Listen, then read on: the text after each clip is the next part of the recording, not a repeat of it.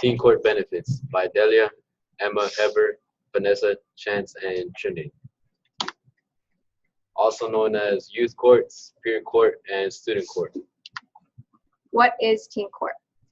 Peer-to-peer addressing disciplinary situations. Teen court is a court system with teens serving as attorneys, jury members, and judges. Teen court is for the benefit of teen offenders, and even though the trials are run by teens, the trials are real and so are the punishments. Youth courts are forums in which young people sentence their peers for offenses. Local communities create youth courts that reflect their unique concerns and experiences. So teen court is a system of restorative justice, which is a system of criminal justice that focuses on the rehabilitation of offenders through reconciliation with victims and the community.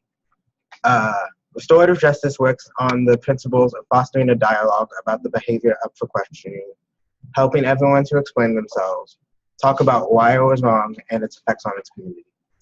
As researched by Andrew Campbell, organizational culture that does not promote forgiveness will engage in negative and destructive politics.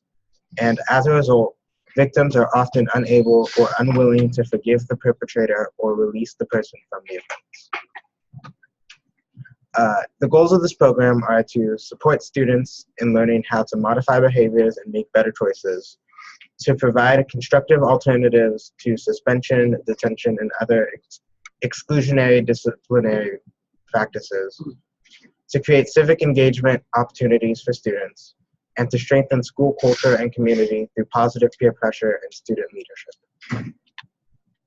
Restorative justice is a type of justice that seeks a more constructive response to harm inflicted by people on one another. It's based on a hypothesis that people are happier, more cooperative, more productive, and more likely to make positive changes in their behavior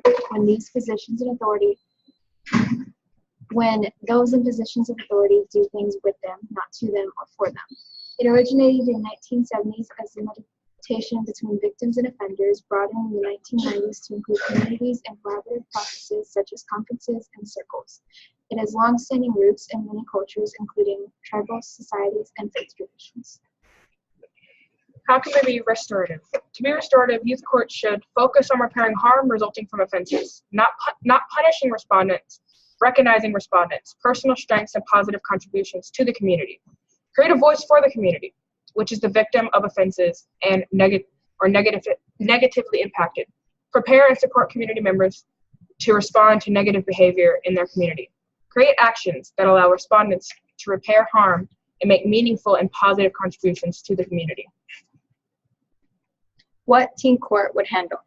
The court would have limitations. We would ideally handle repeated or excessive low-level infractions such as electronic use and dress code violation, vandalism and theft, truancy and chronic lateness, verbal altercations, insubordination and conflicts with students or staff, some instances of fighting, bullying, harassment, or cases for which the alternative penalty is sufficiently onerous, which there is an incentive to choose the youth court option. Restorative justice implementation. Systems of restorative justice works well when implemented with a proper amount of funding, clear and competent oversight, an acceptable amount of training. How it helps. They are known to reduce the same problem from happening over and over and over again. The student will feel more comfortable talking to someone their own age.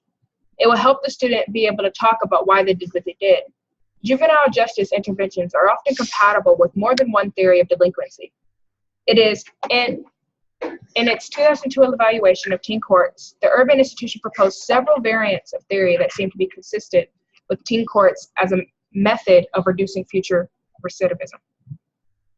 Teen Court provides students and community with a better understanding of the juvenile justice system, a better understanding of recurring delinquency problems among juveniles, an intimate look at the judicial system, exposure to careers in law court related professions, exposure to the serious consequences of juvenile delinquency, and a meaningful role in helping restore the community.